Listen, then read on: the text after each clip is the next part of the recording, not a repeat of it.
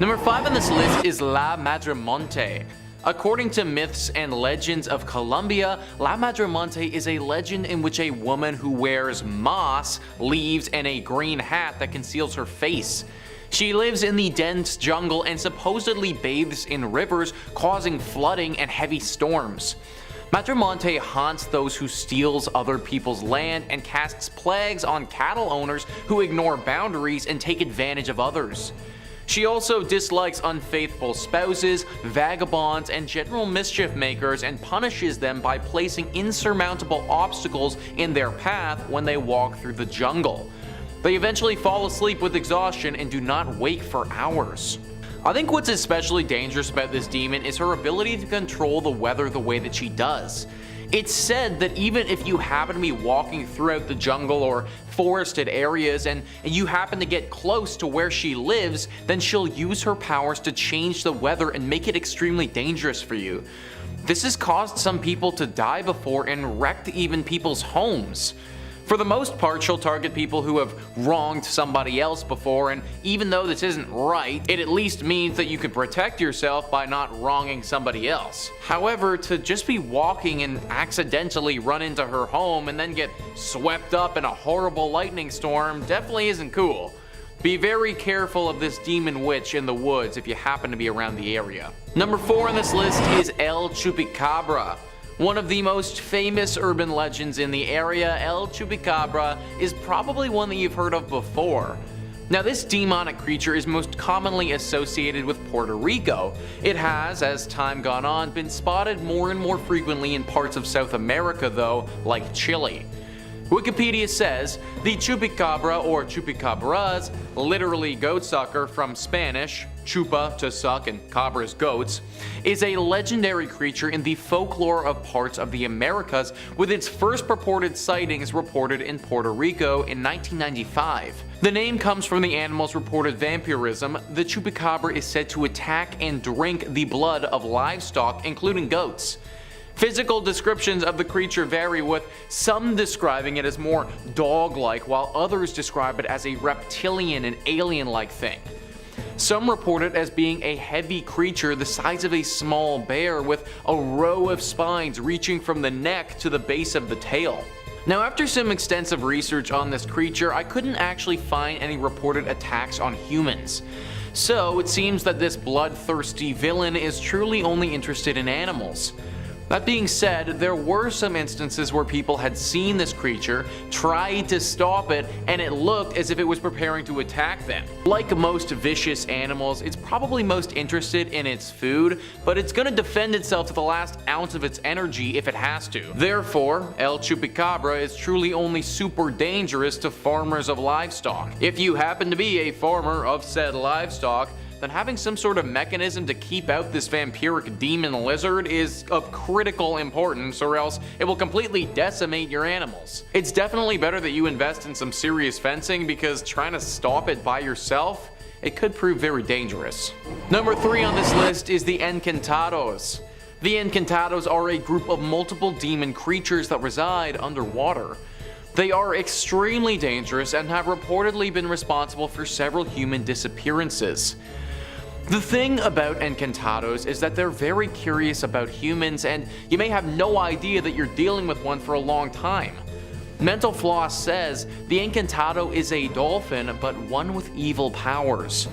Encantado means enchanted one in Portuguese and refers to a special kind of boto, or long-beaked river dolphin native to the Amazon, that can take human form. Encantados are curious about humans and are especially attracted to big, noisy festivals, which they often attend as musicians, staying in human form for years. How can you recognize one? Look under its hat. They always have bald spots that are actually disguised blowholes. Encantados are usually friendly, but they occasionally hypnotize and kidnap young women and take them back to the Encante, their underground city. Sometimes the women escape and return pregnant with an Encantado baby. So they seem really nice and good right up until they decide to kidnap you and take you to their underground city, where any number of things could happen. Most of the people who are taken there never return, and As they said, the ones that do have another passenger coming along for the ride. The origin of Encantados are not 100% confirmed, but it seems that many people think that it was a small village that was cursed to live underwater for a long time. Now they reside there except for the few times that they take the surface disguised as humans to see what we're up to and to take a few of us back to their evil lair. Number 2 on this list is El Sebon. El Sebon, also known as the Whistler, is a demon that doesn't get talked about nearly enough. This is a mistake though, and frankly we need to be talking and educating more about this demon and how dangerous it can be. The Spanish language blog says, according to a legend often told in the rural parts of Venezuela, El Sebon is the last soul of a young man who one day killed his own father in revenge because he murdered his son's girlfriend as he didn't approve of their relationship. After he killed his father, the young man's grandfather took it upon himself to punish him by tying him to a tree and beating him with a whip until he bled. Then he condemned him to carry his father's remains in a sack on his back. As the boy walked away into the plains, his grandfather yelled at him, "You shall not do that to your father, you are damned for all eternity," and then set his rabid dogs after him. It's said that the boy's spirit brings death and destruction to anyone who comes across him. His ghost is described as an extremely tall and skinny man who wears a farming hat and whistles the notes do, re, mi, fa, sol, la, ti, do. He's very tricky while deceiving his victims. When his whistling is heard up close, he's actually far away, but when he's heard from afar, you better start running because he's actually nearby. So first off, that initial family is freaking messed up, dude. Your dad kills your girlfriend, so then you kill your dad, but then your grandfather beats you, forces you to carry around your dead dad, and then sends dogs after you. Like, what the heck? Aside from the family being absolutely bonkers, this demon is also kinda nuts as well. I get serious Batman Joker vibes from the creepy whistle that he does there to indicate that he's coming to get his victims. The way he kills his victims is said to be very graphic as well, and he won't have you die slowly. It will be a long and drawn out process of torture that will have you begging for death. Nobody really knows how to defend yourself against this demon either. Fighting it one-on-one just simply won't work and you're gonna lose. You just need to pay very close attention to the whistle, and if you do ever hear it, don't second guess anything, just take off and don't look back. Hope that he loses interest in you and moves on to something else. Just a terrifying demon who you need to avoid at all costs. And finally, number 1 on this list is Saint La Muerte. So, Saint La Muerte is one of the most famous on this list, and I can promise you that you definitely do not want to run into this one. Saint La Muerte is your typical personification of death in South America. It is a male figure that's dressed in a hooded cloak holding a very sharp and very menacing scythe that is sometimes referred to as Saint Death. Saint Death, or just death if you will, brings one thing alone, and it's not a welcome gift. No, as you would expect, it's death. And this demonic personification of death is said to be pretty inherently evil as well. There are many followers that look up to Saint Death and praise him. The biggest following for him is in Argentina and the country surrounding Argentina. Saint Death is said to reward his followers by helping them on their evil ventures. Let's say that you're a dangerous murderer, but you're also a strong supporter of Saint Death. Well, if Saint Death likes you, then he'll use his powers that he has to have you evade the law or even assist you in killing people. He grants numerous requests that are all connected to crime and violence and is basically the guardian angel for the evil criminals of the world. Saint La Muerte also acknowledges those who do not devote a part of their lives to him, and it's not the type of acknowledgement that you'd want. He will often kill those who disrespect him and don't support him. This is part of the reason why he has such a strong and stable following, and many people are constantly praising him and his abilities. If you ever see this demon confront you, then there's most likely nothing you can do at all. That will be the last thing that you ever see and your last moment ever spent on Earth. Coming in number 5, we've got Layton.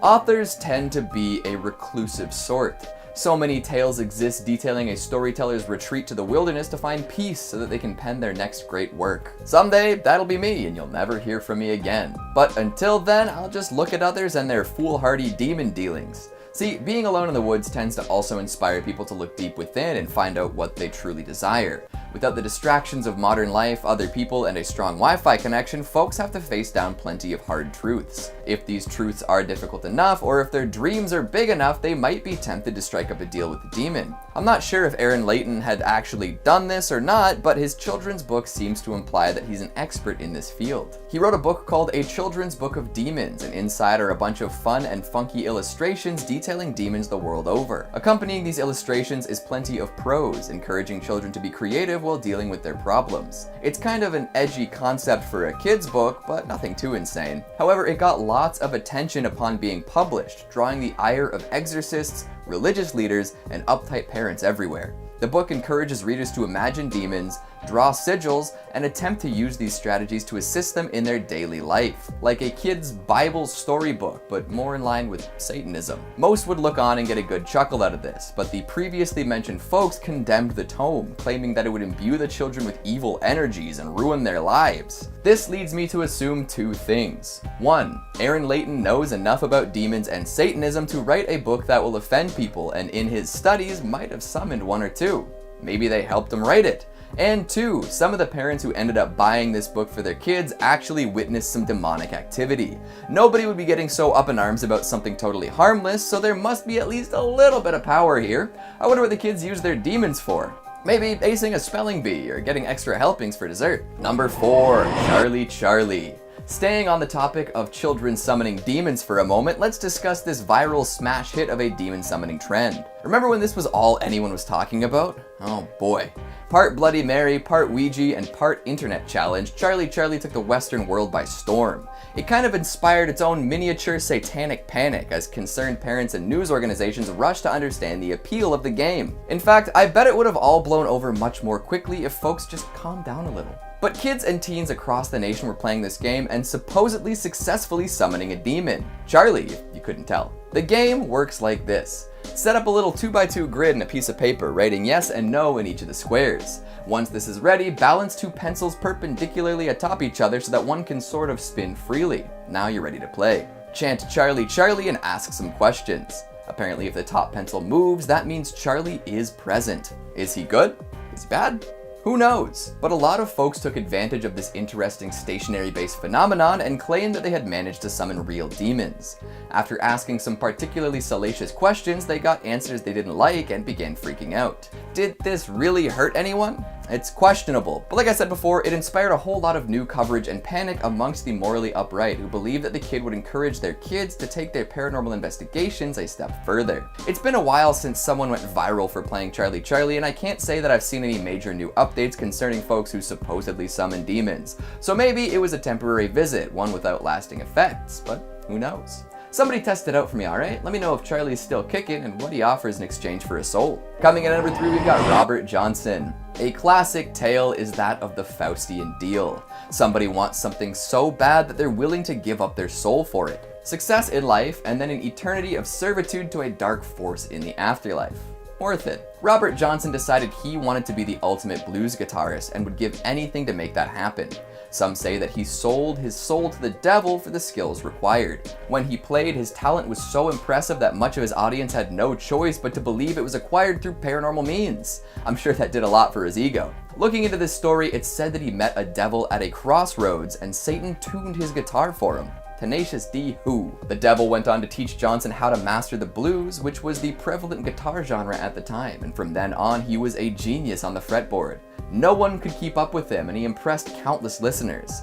However, he was met with an unfortunate fate, which only served to intensify the rumors about his skill. At the young age of 27, he passed away with foul play suspected. By that time, though, he had produced 6 studio records and thrilled folks across America. If your legacy lives on for ages like his, is that a fair trade-off for an early death? We can't ask Johnson himself, but I'm sure he'd have a strong opinion on that one. Coming in at number 2, we've got Sid White. Originally interested in witchcraft, Sid gradually became aware of and enamored with demons. Believing that a demon is an entity that has wandered our earth for ages, possibly even for eternity, he has supposedly summoned demons on multiple occasions. The rituals remain largely the same across the board, but small changes can affect what demon you'll summon.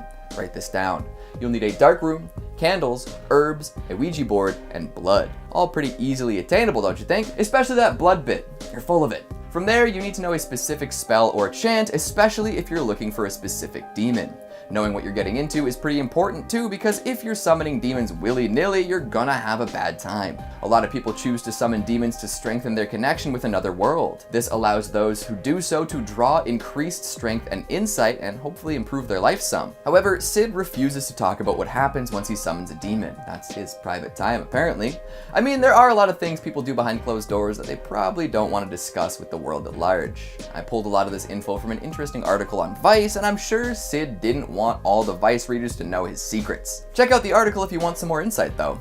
It'll be in the description. Coming in at number 1, we've got Nicola Paganini, another masterful musician making morbid arrangements under cover of dark. Paganini was well known for being able to do things no other musicians could even dream of. As a child, he was a wunderkind, quickly picking up and becoming proficient in all sorts of different musical instruments. Being a child prodigy comes with a lot of pressure though, I'm sure. By the time he was a teenager, he was an alcoholic. However, he managed to overcome this, and in his early 20s, he became a well-regarded star, composing complicated and popular pieces of music and performing all over Europe. Some of the stuff he composed, nobody else could even attempt to play for years. He could play 3 octaves across 4 strings in one hand on the violin, and won a Stradivarius for sight reading a supposedly impossible piece. One of his most famous compositions was called Witch's Dance, which raised even more eyebrows. So maybe in his darkest hours of alcoholism, he reached out to a higher or lower power and asked for power beyond his wildest dreams. Either that, or he decided to get it together. He supposedly had really long fingers too, which may have helped with his incredible musicality. Striking up deals, looking for power, and wondering what might be on the other side. All good reasons to summon a demon, but also maybe not great reasons. But hey, it's your life. Coming in at number 5, we have Shadow Dog. One Reddit user told the story of a contact she had with a demon when she was younger. Her parents had just divorced when she was a teenager. She decided that she would live with her mother in her new home. As soon as she moved in, she started to experience some paranormal activity. It started small. She'd be reading her books on her bed when she suddenly felt an icy chill take over her. Then she would feel like she was being watched by an entity that hated her, but obviously there was no one else in the room. She said when she felt this, she would leave her house and go for a walk for more than an hour. Usually by this time the feeling had passed. She then started to see shadows behind her, like there was someone stood in the room with her. This started to get worse when she would see the shadows move around her bedroom walls. They were getting bolder in their contact with her. The demon then started to imitate their family dog. She thinks this might have been a way to trick her into making a physical connection with the demon, allowing it to take full possession. The demon would make a growling noise from under her bed, like her dog was in need of help. The dog had refused to enter the room for months at this point, so she was not fooled by the demon. After this, she could not stay there anymore, with the demon becoming bolder and increasingly active. She moved in with her father and she never experienced anything paranormal again. I do appreciate that she was like, screw you mum, I'm leaving, you stay with the dog in this haunted house. Mother's probably gone now, R.I.P. Demon got her. In at number 4, we have texting the devil. Demons could choose any form of communication with the living. They are not bound by our laws of reality. Sometimes they choose possession, others will only talk through a medium or Ouija board. But still, one priest claims he is being contacted by a demon via text messages. Father Marian Rachel, a priest from Poland, claims that a demon from a failed exorcism is now harassing him. He attempted to perform the exorcism on a teenage girl but unfortunately was unsuccessful. He believed the devil is using this teenage girl to mock his failed attempt via these text messages. One of the messages that he received from the demon was, I quote, "She will not come out of this hell. She's mine. Anyone who prays for her will perish." The priest responded to this that the young girl is clearly still possessed and needs further help. The Catholic Church took this extremely seriously. Although there were some doubters, the majority of the community was extremely concerned about this young girl and her behavior since the possession began. The family of the girl cooperated fully with the church to try and save their sick daughter. They brought her back in for a second exorcism. This one seems to have been successful as far as they're aware. The priest did comment that he received a threatening message after the girl was saved from the demon. They threatened that the two would meet again and he would not be able to save himself next time. The priest, however, remains confident he has rid the world of this demon.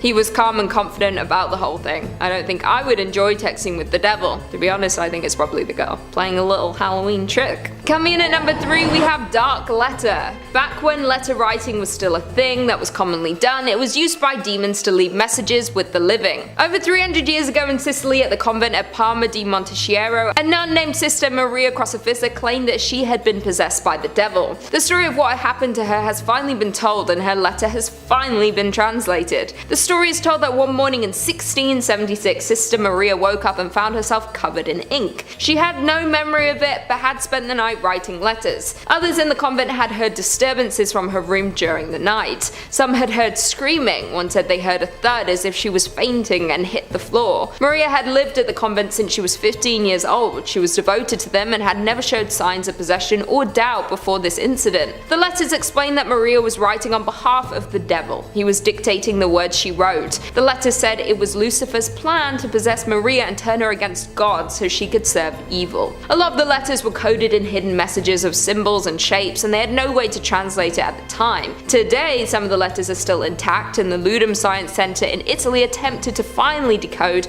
a portion of the text. The software is reportedly used by intelligence agencies for code breaking. They gave the machine the understanding of Greek, Arabic, the runic alphabet, and Latin. This revealed that the text really was devilish. It described God as a dead weight. It went on to say God could not free mortals from their fate. There is also a reference made within the writing to the river Styx, which in Greek mythology is said to separate the realm of the living from the underworld. The church was trying to disprove that the nun was ever possessed. If anything, decoding the letter proved the opposite. Maria seems to have been very lucky that the possession didn't go further. In at number 2 we have Singapore Doll. We all know that demons have an attachment to creepy dolls. There are so many stories of dolls coming to life and terrorizing families. For one unlucky neighborhood in Singapore, an old doll appeared and started to terrorize those who took it home. One Twitter user told the story to her followers as a warning. The doll first appeared leaning against a tree on a busy residential street. The doll was small and looked like an antique. Her arms were bound to her body with string, and she had a cloth across her eyes with Arabic text written across it. The girl brought the doll home and unbound her while also removing her blindfold. She said not long after bringing the doll home, she noticed that it would move around the home when left alone. She also said that she would hear it talking to itself when she left the room. It was clear to her that the doll was possessed. It soon made sense why it was bound when she found it. Although she did not know the doll's backstory, it seems the previous owner has a similar experience. She threw the doll away hoping to stop the demon from being in her home. However, when she returned, the doll was back home. It knew how to return to her home and was refusing to leave. She decided to try and bind the doll as she found it. She drove far away from her home and left the doll. Seems that the doll had been continuing this cycle.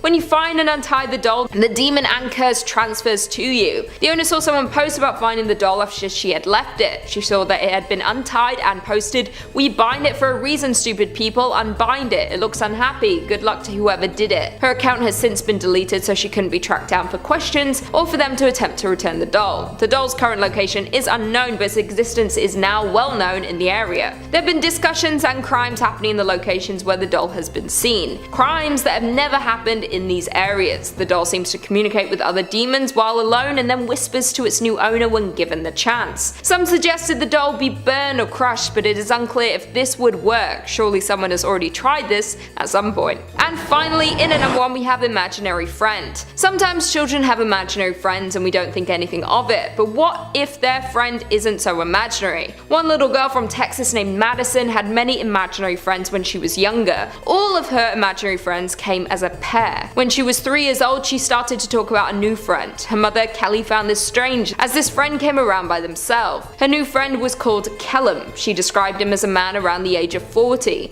She said she saw him as a father figure. She started to spend a lot of her time playing with him rather than her other imaginary friends. She would build her blocks into a tower and knock them over as it made him laugh. The mother was keeping an eye on her with this latest friend, but was not concerned, until she started to sing an old song. At the time, she didn't know how old the song was. Madison would sing the song all of the time. Her mother asked the nanny where the song is from, thinking she taught her it. She wanted to sing it with her to develop her language skills, but the nanny had never heard the song before. She had no idea where it was from. They looked into it everywhere until they finally found it online and realized it was an old song. It was released in 1892. No one in their life would be familiar with this song. She asked Madison who taught her the song. She said Kellum taught her. He sings it to his child. This shocked Kelly. This imaginary friend has an imaginary baby and he is teaching her real songs. She could not find an explanation for it. Things quickly began to get worse. Maybe Kellum had been watching Kelly, figuring out he is more than an imaginary friend, but maybe he was an entity communicating communicating with her daughter. One night, Madison woke up screaming. When she was older, she told the story that Kellen was grabbing onto her arm, pulling on her. He was getting angry and frustrated that she did not want to stay up and play. She kicked him away and tried to flee the room. She was screaming as she tried to climb the baby gate. Kelly was woken up by the screaming and ran and grabbed Madison as she cried for help. Kelly looked back to the room where the curtains were blowing like there was a great wind in the room,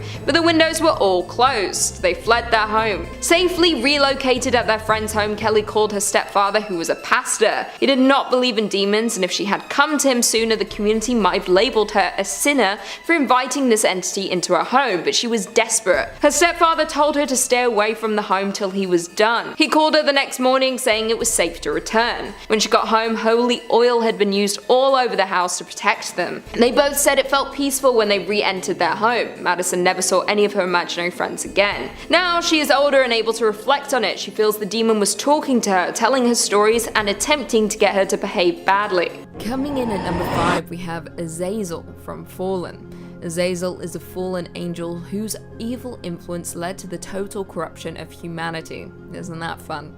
Due to being the leader among the fallen angels, the Jewish Book of Enoch commands its readers to ascribe all sin to him.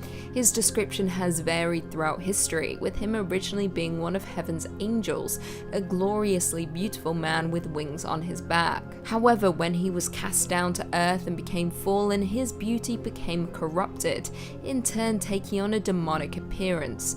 Once cast down to earth, he became a leader of the Grigori, a group of angels who married mortal women and produced a line of monstrous children.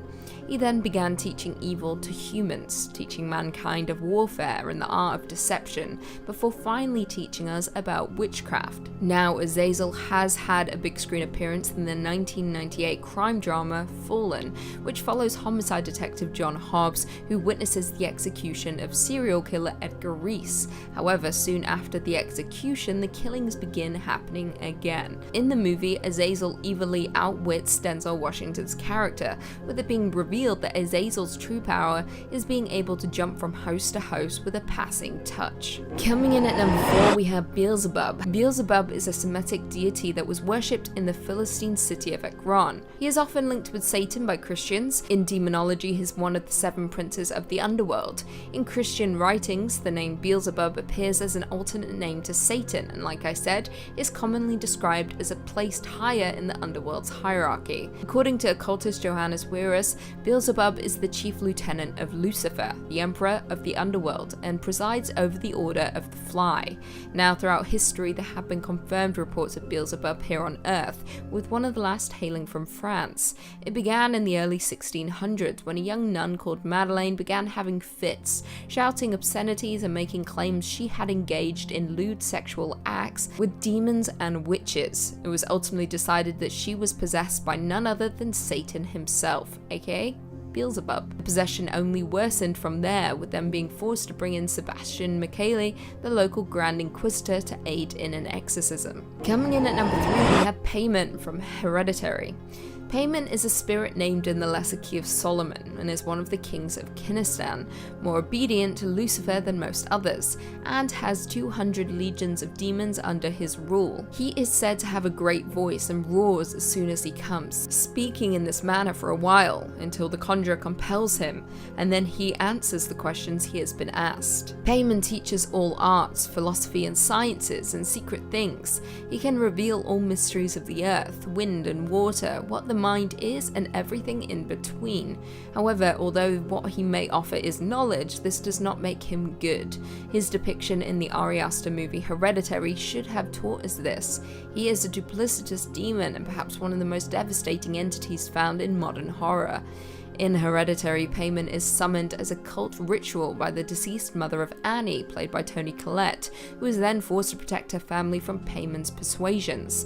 The evil demon first targets the daughter Charlie before going after the son Peter, and of course Payment invades the body. He commits unspeakable horrors that horror cinema hasn't been blessed with in a very, very long time. Coming in at number 2, the Cenobites, Hellraiser. To quote the Hell Priest Pinhead, explorers in the furthest regions of experience, demons to some, angels to others.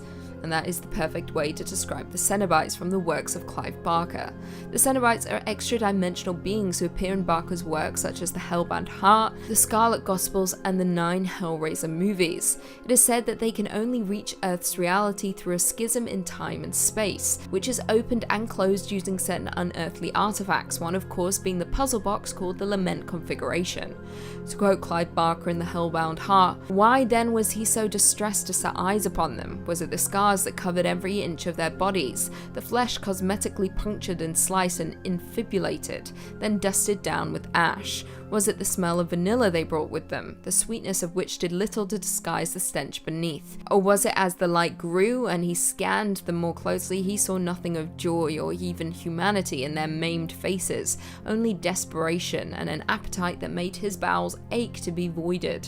The Cenobites all have horrific mutilations and or body piercings, and wear fetishistic black leather that often resembles butchery garments or religious vestments. Now, aside from their grotesque physical depictions, the Cenobites are terrifyingly potent. They come from a disturbing labyrinth where sadomasochism and torture rule. Their ultimate goal is to drag the victims who open the special puzzle box back to their violent netherworld to suffer endless torture. And finally, coming in at number 1, we have Pazuzu The Exorcist. In ancient Mesopotamian religion, Pazuzu was the king of the demons of the wind, brother of Humbaba and son of the god Hambi. He also represented the southwestern wind, the bearer of storms and drought. Now, although Pazuzu is himself considered to be an evil spirit, he drives and frightens away other evil spirits, therefore protecting humans against plagues and misfortunes. However, don't get your hopes up because this dude is straight up evil. He was, of course, the evil spirit that possessed a young Regan MacNeil in the 1971 novel The Exorcist, as well as the subsequent movie. In the movie, Pazuzu is both named as the demon antagonist of Regan and the unwitting helper of Father Philip Lamont, as he seeks to free Regan from the demon's grip. It should be said that no cinematic demon has ever been more potent or terrifying than that of Pazuzu, aside from maybe the red tongue-licking demon in Insidious. Not a fan of that one, not a fan at all. Now, in The Exorcist, Pazuzu finds its way to the US after being discovered during an archaeological dig in the Middle East. There it infiltrates the body of Regan, with the intention of subsuming her soul. Lovely stuff, isn't it? Pazuzu in turn makes Regan commit some unspeakable acts, such as stabbing herself with a crucifix in areas that we won't mention here, and of course attacking her own mother, before aggressively vomiting up green pea soup. And then of course the infamous scene of Regan spinning her head 180 degrees. What a lovely sight. This 1973 Best Picture winner is still one of the highest grossing films ever made. However, saying that, it is best to steer clear of Pazuzu. There's no need to invoke him, especially not in the middle of the night in front of your mirror. Just cover that thing with a sheet. Almighty Lord, Word of God the Father, Jesus Christ, God and Lord of all creation, gain for your holy apostles the power to tramp underfoot serpents and scorpions.